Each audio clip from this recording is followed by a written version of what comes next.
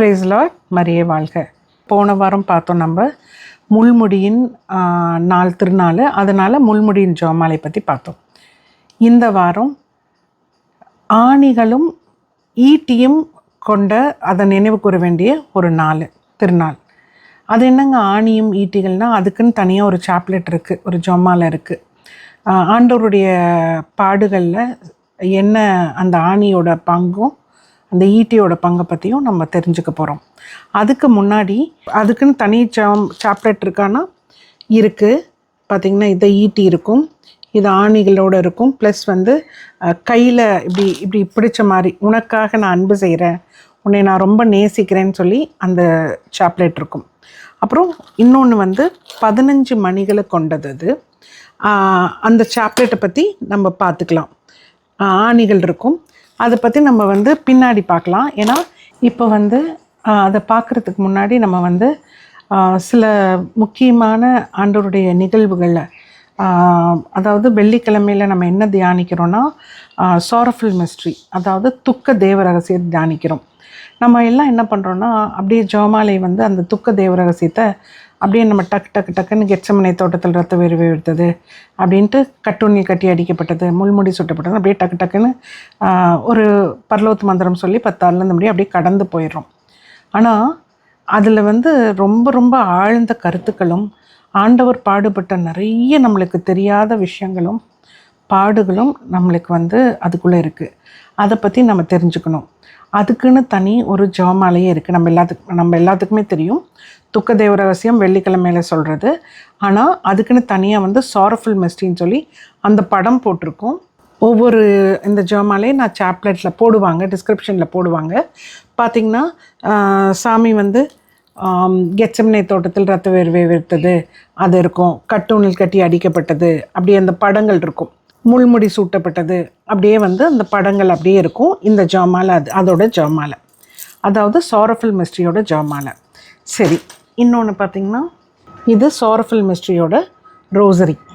நம்ம எல்லா ஜெபமாலை மாதிரி தான் 10 மணிகள் தான் இருக்கும். ஆனால் இதை ஃபஸ்ட்டு நான் காமிச்சது ஃபோட்டோஸ் இருக்கும். ஏன்னா நிறைய பேருக்கு தெரியாது இல்லையா, அதனால அதை பார்த்து சொல்கிறதுக்கு. இன்னொன்றில் பார்த்திங்கன்னா அப்படியே இன்ஸ்கிரிப்ட், அது செதுக்குன மாதிரி இருக்கும், ஸ்கிரிப்சர் ஃபார்மில் இருக்கும். அதுதான் இப்போ நீங்கள் அது பார்த்தீங்க. அது ரெண்டுமே உங்களுக்கு கீழே டிஸ்கிரிப்ஷனில் ஃபோட்டோஸ் வரும். இப்போது நம்ம கெத்செமனே தோட்டத்தில் ரத்த வேர்வை எடுத்தது குறித்து தியானிப்போமாகன்னு சொல்கிறோம். ஆனால் நம்ம தியானிக்கிறோமானா சேசு ராபோசன உணவுக்கு அப்புறம் அவருக்கு தெரியும் இந்த மாதிரி தான் சிலுவையில் அறையப்பட போகிறது, அசிங்கப்பட போகிறது, தனிச்சிருக்க போகிறது, இவ்வளோ பாடுகள் பட போகிறதுலாம் அவருக்கு தெரியும். ஸோ தனிமையில் போய் கெத்செமனேன்னு அந்த ஒலிவ தோட்டத்துக்குள்ளே போய், அந்த இடம் பேர் கெத்செமனே, அங்கே போய் ஆண்டவர் ஜெபம் செய்கிறாரு, தியானிக்கிறாரு. அந்த கெத்செமனே தோட்டத்தில் அவர் தியானிக்கும்போது பயங்கர மன வருத்தத்துக்கு உண்டாகிறாரு. அதாவது தாங்க முடியாத மனவேதனையோடு. ஏன்னா நிறைய அங்கே தான் காட்டி கொடுத்துதல், துரோகம், கூடவே இருந்துட்டு இது பண்ணுறது, முதுகில் குத்துனது, அந்த மாதிரி கட்டி பிடிச்சி முத்தம் கொடுத்துட்டு காட்டி கொடுக்கப்பட்டது எல்லாமே அதுக்கப்புறம் தான் நடக்குது. அதாவது இந்த ராபோசனத்தில் அதுக்கப்புறம் தான் நடக்குது. ஸோ ஒருவருக்கு என்னென்னலாம் நடக்க போகுது, நாளைக்கு நம்ம இந்த கஷ்டம்லாம் பட போகிறோம், நம்மளை ஒருத்தவங்க சாட்டையால் அடிக்க போகிறாங்க, ஒருத்தர் குத்த போகிறாங்க, கொடுமைப்படுத்த போகிறாங்க, அப்படிங்கும்போது நம்மளுக்கு எவ்வளோ பயம் இருக்கும், எவ்வளோ வேதனை இருக்கும். ஆண்டவர் எந்த தவறுமே செய்யாதவர் அவ்வளோ வேதனைப்படுறாரு அந்த கெத்செமனே தோட்டத்தில் நடக்க போகிறதெல்லாம் நினச்சி. ஏன்னா ஒரு மனித சாயலாக தான் இருந்தார். எல்லாத்த விட அவருக்கு மனம் பயங்கர வேதனை அளித்தது என்னன்னா துரோகம், யாருமே இல்லாத ஒரு தனிமை, அந்த மாதிரி. அப்போது அங்கே எல்லாரும் அப்போஸ்தலர்ஸ் எல்லாம் அப்படியே தூங்கிடுறாங்க. நம்ம ஜீசஸ் மட்டும் அந்த இதில் அப்படியே யோசிக்கிறாரு. அப்போது எங்கேயாவது நம்ம கேள்விப்பட்டிருக்கோமா ரத்த வேர்வை வேர்த்ததாக? ஆக்சுவலி சாமி இதெல்லாம் இது பண்ணும்போது அவருடைய தனிமை, அந்த பயம், அந்த மிகுந்த மனவேதனை எல்லாம் என்ன ஆகுதுன்னா, அவருடைய ஸ்வெட்டு பிளட்டாக வருது, அப்படியே வியர்வையே ரத்தமாக வருது, கொட்டுது, அப்படியே ரத்தம் வேர்க்கிறாரு. இதெல்லாம் சாத்தியமா அப்படின்னு சொன்னால் கண்டிப்பாக சாத்தியம். அதுக்கு ஒரு சயின்ஸே வந்து ஒரு ப்ரூஃப் கொடுத்துருக்கு. ஸ்ரீலங்காவில் ஒரு சின்ன பையனுக்கு, ஒரு 13 வயசு பையனுக்கு அடிக்கடி வந்து இந்த மாதிரி பிளட் வந்து ஸ்வெட் ஆகுது. என்னென்னமோ ரீசன் எல்லாரும் போய் பார்க்குறாங்க, கண்டுபிடிக்க முடியவே இல்லை. அதுக்கப்புறம் ஒரு ஒரு சயின்ஸ் வந்து அந்த பையனை வச்சு ஆராய்ச்சி பண்ணி ரிசர்ச் பண்ணி ஒரு டீப் ஃபைண்டிங்க்கு அப்புறம் என்ன ஸ்டடி பண்ணாங்கன்னா, என்ன கண்டுபிடிச்சாங்கன்னா, அந்த பையன் வந்து அவங்களோட பெற்றோர்கள் வந்து பயங்கர கொடூரமாக கொல்லப்பட்டிருக்காங்க.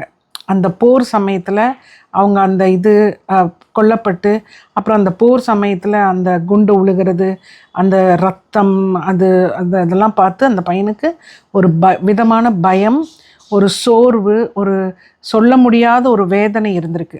அதுதான் அந்த பையன் எப்பெல்லாம் அந்த பையனுக்கு அந்த நினைவு வருதோ அப்போல்லாம் அந்த பையன் வந்து இரத்த வேர்வை வேர்த்திருக்கான். அப்போது ஆண்டவர் வந்து எவ்வளவு வந்து யோசிச்சிருந்தா, எவ்வளவு வந்து வேதனைப்பட்டிருந்தா இரத்த வேர்வை வேர்த்திருப்பாங்க. எதற்காக? நம்முடைய பாவங்களுக்காக, நம்மை மீட்டெடுப்பதற்காக. நாம் எத்தனை தடவை தப்பான எண்ணங்களால் ஆண்டவருக்கு இரத்த வேர்வை வச்சிருக்கோம், எவ்வளவு நேரம் அவரை விட்டு பிரிஞ்சிருக்கிறோம், எவ்வளோ நம்மளுக்கு தேவைன்னா மட்டும் உறவாடிக்கிறோம், வேண்டான்னா ஆண்டவர் விட்டு பிரிஞ்சிடுறோம். இனி அந்த நிலை மாறி இருக்கணுங்கிறது தான் இதுக்கு ஒரு சின்ன அழகான ஒரு சாப்லெட் இருக்குது, அதை பற்றி பார்ப்போம். இதுதான் அந்த சாப்லெட்டு. பார்த்திங்கன்னா 10 மணிகள் இருக்கும். சேசு கெத்செமனே தோட்டத்தில் அப்படியே வந்து அப்படி உட்காந்துட்டு யோசிப்பார், தியானிக்கிறாரு, ஜெபம் பண்ணுறாரு. அதுதான் அதுக்கு ஒரு சின்ன ப்ரேயர் இருக்குது. ஆண்டவராகிய இயேசுவே, கெத்செமனே தோட்டத்தில் எனக்காக ரத்தம் வியர்த்தவரே, என் பாவங்களுக்காக மனம் திரும்பி இந்த ஜெபத்தை சமர்ப்பிக்கின்றேன். என் பயங்களிலும் சோதனைகளிலும் எனக்கு பலமாய் வாரும். ஆமேன். இதுதான் இந்த சின்ன ப்ரேயர். ஆனால் வந்து நிறைய சமயத்தில் நம்மளுக்கு பயம், ஒரு இன்செக்யூர் ஃபீல்டில் வந்து நம்ம ஆண்டவரை யோசிக்கணும். அவர் வந்து கெத்செமனே தோட்டத்தில் முதல்ல இந்த பாடுகளில் வந்து யோசித்து வந்த முதல் இரத்த துளிகள் வந்து இந்த கெத்செமனே இரத்த துளிகள் தான். அடுத்தது பற்றி பார்ப்போங்களா? 2வது பார்த்திங்கன்னா கட்டூனில் கட்டி அடிக்கப்பட்டது. கட்டூனில் கட்டினா ஒரு அதாவது பிளாத்துக்கிட்ட போயிட்டு தீர்ப்பெல்லாம் சொல்லி முடிச்சுட்டு வராங்க, கூட்டிகிட்டு வந்து அந்த ரோம வழக்கப்படி அந்த ரோம வீரர்கள்லாம் வந்து கசை அடிகளால் அடிப்பாங்களாம். அதாவது ஒரு கல்லால் செய்யப்பட்ட ஒரு தூணில் அந்த நிறைய வந்து கெட்டவங்களை, பாவிகளை ஒரு பனிஷ்மெண்ட்டாக, ஒரு தண்டனையாக செய்வாங்களாம். இங்கே இயேசுவை அந்த மாதிரி கற்றூணியில் வந்து கட்டி பெரிய கொடுமைக்காரர் மாதிரி அவரை வந்து பின்னாடி கைத்தை கட்டி கற்றூணியில் கட்டி அடிக்கிறாங்க. அது பார்த்திங்கன்னா பயங்கர கொடுமையான ஒரு தண்டனைங்க. அந்த கசை அடிப்பாங்க இல்லையா, அந்த சாட்டை, அதில் கூரிய எலும்புகள் இருக்கு இல்லையா, எலும்புகள் கூரிய வழியில் ஷார்ப் பண்ணியும் இரும்புகளும், அதுக்கப்புறம் பார்த்திங்கன்னா அந்த ரொம்ப வந்து கரடு முரடான நூல் இருக்கு இல்லையா, கயிறு, அதனால் ஆன இந்த 3 ஆன அந்த சாட்டையை தான் அவங்க வந்து டக்குன்னு அவரை போட்டு அடின்னு அடிக்கிறாங்க. ஆக்சுவலி அந்த அவரை அடிக்கிறப்போ அவர்னால் அந்த வேதனையை தாங்கவே முடியலையாம். கற்களாலும் அந்த மாதிரி கரடு முரடான கயிறுனாலும் கட்டப்பட்ட சாட்டையால் அவரை அடிக்கிறாங்க. அடிக்கும் போது அவர்னால் தாங்கவே முடியல, அவ்வளோ வேதனை, அப்படியே பயங்கரமாக. ஏன்னா சதை கிழிஞ்சிருச்சு, தோலெல்லாம் உறிஞ்சு சதை கிழிஞ்சு ரத்தம் கொட்டுது. அதாவது இத்தனை ரத்தம் வந்து காயங்கள் உற்பத்தி பண்ண முடியுமான்ற அளவுக்கு. ஆக்சுவலி வந்து முதல்ல வந்து ஒரு 30, 40, 39 அடிகள், 40 அடிகள் அடிப்பாங்கன்னு ஒரு கணக்கு இருந்துச்சான். ஆனால் அந்த ரோமன் சோல்ஜர்ஸ், அந்த வீரர்கள் அந்த கணக்கெல்லாம் பார்க்க மாட்டாங்களாம். அவங்க வந்து கஷ்டப்படுத்தணும், கொடுமைப்படுத்தணுங்கிற ஒரே உள்நோக்கத்தோட பயங்கரமாக அடிக்கிறாங்க.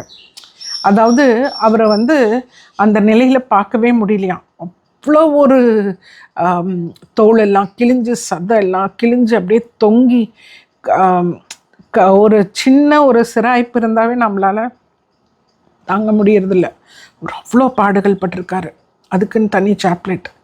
இங்கே என்னன்னா, நாமளும் நிறைய இடத்துல நம் உடல் பாவங்களுக்கு, அசுத்த சிந்தனைக்காக, வன்முறை, நம்ம வந்து அகங்காரம், நிறைய பேர் அடிமைத்தனம் படுத்துறது, கோபப்படுறது, சுய இன்பத்துக்காக ரொம்ப வந்து சுயநலமாக இருக்கிறதன் மூலியம் நாமளும் நிறைய டைம் ஆண்டவரை சாட்டைகளால் அடிக்கிறோம். இப்போது அதற்கான அந்த சாப்லெட் பார்த்தீங்க இல்லையா, அதற்கான ஒரு சின்ன ஜெபம். கர்த்தூனில் கட்டப்பட்ட இயேசுவே, என் பாவங்களுக்காக கொடூரமாக அடிக்கப்பட்டவரே, உமது பரிசுத்த உடல் கிழிக்கப்பட்டிருந்தாலும் என் மனமும் உடலும் செய்த பாவங்களை மன்னியும். உமது அருள் இரக்கத்தினால் என்னை சுத்தமாக்கும். சுத்தமான இருதயத்தையும் பாவத்தை விளக்க மனத்தையும் எங்களுக்கு தாரும். ஆமேன். இப்படின்னு சொல்லி தான் ஜெபிக்கணும். 2 பார்த்தோம். அதாவது கெத்செமனே தோட்டத்தில் அந்த முதல் ரத்தம் பார்த்தோம். 2வது கட்டூனில் கட்டி அடிக்கப்பட்ட போது நிறைய ரத்தம் சிந்துறார். 3வது சேசு முள்முடி சுட்டப்படுறார். அதாவது போன வாரம் பார்த்தோம், முற்களால் செய்யப்பட்ட ஒரு மரத்துலேருந்து எடுக்கப்பட்ட இதை போட்டு குத்துனாங்க. அதோட சாப்லெட் பார்த்தோம், நம்ம ஜமாலையும் பார்த்தோம். இதுதான் அதோடது பார்த்துட்டோம். நம்ம அதுக்குன்னு நம்மளுக்கு ஒரு ஜெபம் இருக்குது. அந்த ஜெபத்தை மட்டும் இப்போ தியானிப்போம். முள் கிரீடம் சூட்டப்பட்ட இயேசுவே, என் பாவ சிந்தனைகளுக்காக உமது பரிசுத்த தலையில் காயம் ஏற்படுத்தப்பட்டது. என் தலையிலிருந்து அகந்தையின் கிரீடத்தை அகற்றி தான் என்ற எண்ணத்தை மாற்றி என் இதயத்தில் தாழ்மையின் கிரீடத்தை சூட்டும். ஆமேன். அதாவது நிறைய இடத்துல அகந்தை, நான், எனதுன்னு இருக்கும் இல்லையா, அதை மாற்றி தாழ்ச்சியோடு இருக்கணும்னு எனக்கு அந்த கிரீடத்தை சூட்டுங்கன்னு இந்த நேரத்தில் கேட்குறோம். 3 பார்த்துட்டோம். 4வது சேசு சிலுவையை சுமக்கிறார். நம்ம சொல்லிடுறோம் சற்றுன்னு சேசு சிலுவையை சுமக்கிறாருன்னு. ஆனால் இந்த பாடுங்க பயங்கரமான பாடு. ஏன்னா கிட்டத்தட்ட ஒரு 18 மணி நேரம்னு சொல்கிறாங்க. கெத்செமனே தோட்டத்திலிருந்து சாமி வந்து பாடுபட்ட அந்த நேர கணக்கு வந்து அப்ராக்சிமேட்டாக வந்து இட் கம்ஸ் டு நியர்லி 18 ஹார்ஸுங்கிறாங்க. அந்த கெத்செமனே தோட்டத்தை விட்டோம்னா கிட்டத்தட்ட 12 மணி நேரங்கள் வரும் போல் இருக்குது. ஸோ பயங்கரமான வேதனை. ஏற்கனவே முள்முடி அடிக்கப்பட்டு, அதாவது கெத்செமனேல மனசெல்லாம் சோர்ந்து ஒரு மாதிரி இருந்துட்டு மனவேதனை. 2வது கெத்செமனே தோட்டத்தில் முடிச்சிட்டதுக்கப்புறம் கட்டுணியில் கட்டி அடிக்கப்படுறாங்க. அப்போ அங்கேயும் சதையெல்லாம் கிழிஞ்சு ரத்தம், பயங்கர உடல் சோர்வு, வலி, வேதனை. 3வது எல்லாரும் கேவலப்படுத்தி தலையில் அந்த முள் கிரீடத்தை வச்சு அசிங்கப்படுத்தி தலையிலிருந்தும் ரத்தம், அவருடைய தலையோட அந்த உள்ள இதெல்லாம் வந்து குத்தி அதோடைய நரம்புகள் எல்லாம் வந்து பாதிக்கப்பட்டுச்சான். எவ்வளோ வலி இருந்திருக்கும் பாருங்கள். அது இவ்வளோ ரத்த ஷெட்டோடு இருக்கும்போது ஒரு பெரிய சிலுவைங்க. அது வந்து 30-40 கிலோ இருக்குமா. அதாவது ஒரு பெரிய ஒரே ஒரு சிலுவை தான், ஒரு பீம்னு சொல்கிறாங்க. அதை வந்து எடுத்து அதை வந்து அவர் மேலே வந்து சுமத்துறாங்க. ஏற்கனவே பயங்கர வேதனை, சோர்வு, அடி எல்லாம். அதில் அந்த சிலுவையோட பாரம் அவர் ரொம்ப அழுத்துது, சதையை கிழிக்குது, ரொம்ப காயப்படுத்துது. பெர்னார்ட் ஆஃப் கிளாரிக்ஸ்னு ஒருத்தர் வந்து ஒரு செயிண்ட், ஒரு புனிதர், செயின்ட் பெர்னார்ட். அவர் வந்து சேசு ஆண்டவர்கிட்ட கேட்டாராமா, உங்களுக்கு உம்முடைய வேதனைகளில் மக்கள் அறியாமல் இருக்கும் மிகப்பெரிய வேதனை எதுன்னு கேட்டாராம். அதுக்கு இயேசுநாதர் சொன்னாராமா, சிலுவையை சுமந்த போது என் தோளில் ஏற்பட்ட காயம் மிகவும் கடுமையானது. மக்கள் அதை பற்றி அறியவில்லை, அதனை நினைவு கூறவும் இல்லைன்னு சொன்னாராம். இதை நினைப்பவர்கள், இதை தியானிப்பவர்கள் என்ன கேட்டாலும் கொடுப்பேன், அவளுடைய பாவங்கள்லாம் நான் மன்னிச்சிருவேன், அவர்களுடைய சுமைகளை எல்லாம் நான் இறக்கி வைப்பேன்னு சொன்னாராம்மா. அப்போது அவருடைய திருத்தோல், அந்த தோளில் தான் அவரை சுமந்தாங்க. அந்த திருத்தோல் காயம் பயங்கர கொடுமையான காயங்க. அதை நம்ம யாருமே நினைக்கிறதில்ல. நம்ம டக்குன்னு நினச்சிடும் சேச சிலுவை சுமந்து போய் இது பண்ணிடுறான்னு. பட் அது பயங்கரமான ஒரு பாடுகள். இது அதோட ஃபோட்டோ நான் காமிக்கிறேன் பாருங்கள். அதை நம்மளால் ஒரு ஃபியூ செகண்ட்ஸ் உத்து பார்க்க முடியுமான்னு பாருங்கள். அந்த அந்த ஒரு ஜீவன், ஒரு மனிதர், நம்ம இயேசு ஆண்டவரை அதாவது பார்க்க முடியாத ஒரு வேதனை, பார்க்க முடியாத ஒரு கோலத்தில் இருப்பாருங்க. இவர் தான் சென்ட் பெர்னார்டு. இவருக்கு தான் சேஷசாமி சொல்லியிருக்காரு இந்த திருத்தோல் காயத்தை பற்றி. இந்த திருத்தோலில் எப்படி காயங்கள் ஆயிருக்குன்னு பாருங்கள். பயங்கரமான ஒரு வேதனை. இதுக்கு ரொம்ப ரொம்ப அழகான ஒரு சாப்லெட்டுங்க. அதாவது பயங்கர பியூட்டிஃபுல்லான ஒரு சாப்லெட், ஒரு ஜெபமாலை இதுக்குன்னு திரவையில் கொடுத்துருக்காங்க. இது பார்த்திங்கன்னா 12 மணிகள் இப்படி இருக்குது. அதில் அழகாக ஃபஸ்ட்டு சிலுவை, மரத்திலான சிலுவைங்க. ஏன்னா மர சிலுவை தானே, அதனால் மரத்திலான சிலுவை. அதுக்கப்புறம் 3 மணிகள். இதுக்குன்னு தனி ஒரு சாப்லெட் ஜெபமே இருக்குது, ஜெபமாலையே இருக்குது. அதுவும் நான் டிஸ்கிரிப்ஷனில் போடுறேன். ரொம்ப ரொம்ப ரொம்ப அருமையாக இருக்கும். இதை நம்ம கண்டிப்பாக ஒவ்வொன்றுமே செய்ய வேணும். இது நம்ம மனித பலவீனத்தை காட்டும் போதும், பாவ வாழ்க்கையை சுமக்கும் போதும், பயங்கரமாக சோர்வாகி என்ன இருக்கு நீ முடியல என்னால் அப்படிங்கிற நிலையும் நினச்சி இந்த 3 இதுகளை பண்ணணும். அதுக்கப்புறம் இந்த 12 மணிகள் இருக்குல்ல, அதில் பார்த்திங்கன்னா அழகாக சாமியோட திருத்தோல் காயம், அந்த ஃபோட்டோ பார்த்தோல்லையே அதே மாதிரி அழகாக மெடலியன் பண்ணியிருக்காங்க. இது ஃபுல்லாக ரத்தம் சதையெல்லாம் இருக்கிற மாதிரி, அதை டிபிக்ட் பண்ணுற மாதிரி பீட்ஸே எவ்வளோ அழகாக பாருங்கள். அதாவது பிளட் கலரும் அந்த சதையெல்லாம் இருக்கிற மாதிரி. இதுதான் இதோடைய சாப்லெட்டு. இதை நான் உங்களுக்கு அப்புறம் டிஸ்கிரிப்ஷன், சாமி சிலுவையை சுமக்கிறார் இல்லையா, அதோட இது அப்படியே டெபிட் பண்ணியிருக்காங்க.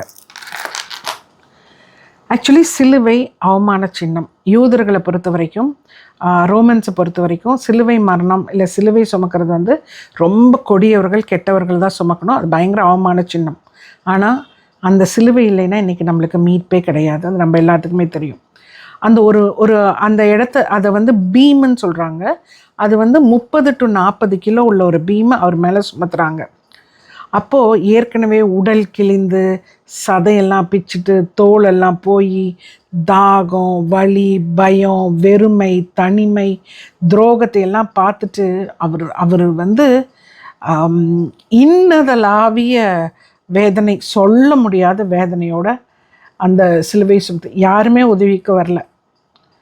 ஒரு காலத்தில் எல்லாரும் இவ்வளோ அழகானவரா, மரியாவின் பையனா அப்படி இப்படின்னு கேட்டவங்க, யோசப்பின் புதல்வனான்லாம் கேட்டவங்க இப்போ யாருமே கிட்ட வரல. ஏன்னா உருக்குலைந்து போய் சிலுவையை சுமந்துட்டு பயங்கர கொடூரமான அந்த வெயிட் அப்படியே தாங்க முடியாமல் இழுத்துட்டு போகிறாரு.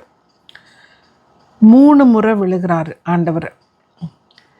ஆனால் விழுகும்போதெல்லாம் எழுகிறாரு. முதல் முறை விழுகிறது மனித பலவீனத்தை காட்டுது. நம்ம நிறைய டைம் விழுகிறோம், நம்ம பலவீனமான நேரத்தில் விழுறோம், திரும்பி எழுந்துக்கிறோமா அப்படிங்கிறது தான். கண்டிப்பாக நாமளும் பலவீனத்தில் விழுகிறோம், ஆனால் எழ வேண்டுங்கிறது தான் ஆண்டவருடைய சித்தம். 2வது முறை விழுகிறாரு. நம்ம பாவ சுமை நம்மளால் சுமக்க முடியாத போது திரும்பி 2வது விழுறோம். அந்த பாவத்திலிருந்து மீண்டு திரும்பி எழ வேணுங்கிறது தான் 2வது. சாமி 3வது முறை கீழே விழுகிறார். அது என்னத்தை குறிக்கிறதுனா, ஆன்மீகத்தில் நம்ம சில டைம் இழந்து போயிடுறோம், உடைந்து போயிடுறோம். நம்பிக்கையற்று போனாலும் திரும்பியும் நம்ம எனக்காக ஒருத்தர் உயிர் கொடுத்தார், எனக்காக ஒருத்தர் என்னுடைய சுமைகள் சுமக்க இருக்கிறார்னு சொல்லிட்டு நம்ம திரும்பி எழணும். இதுக்கு தான் ஆண்டவர் 3 முறை விழுந்தார். இந்த ஜெபம் பயங்கர வல்லமையான ஜெபம்ங்க. அவருடைய திருத்தோல் காயத்துக்குன்னு இருக்கிறது ரொம்ப அழகாக இருக்கும், ரொம்ப ஆழமாக நம்மளை இது பண்ணோம். அந்த சாப்லெட் டிஸ்கிரிப்ஷனில் போடுறோம். சின்ன ஒரு ஜெபம் மட்டும் இது பண்ணிடுவோம். அன்பான இயேசுவே, அமைதியான தேவ ஆட்டுக்குட்டியே, சிலுவையை நீர் சுமந்தபோது உமது புனித தோளில் ஏற்பட்ட மிகுந்த வேதனையான காயத்தை நாங்கள் வணங்கி போற்றுகின்றோம். இந்த புனித காயத்தின் மூலம் எங்களுக்கு இரக்கத்தையும் மன்னிப்பையும் அருளும். ஆமேன். இதுதான் இந்த ஜெபம். ஓகே, இது முடிச்சிட்டோம். 5வது நம்ம என்னென்னு தெரியும், சேசு சிலுவையில் இறக்குறார். அதாவது சாமியுடைய சிலுவை பாடுகளை பற்றியும் இறப்பை பற்றியும் மீதியெல்லாம் இனி வர ஒவ்வொரு வாரமும் வீடியோஸில் நம்ம அடுத்ததெல்லாம் தொடர்ந்து பார்ப்போம்.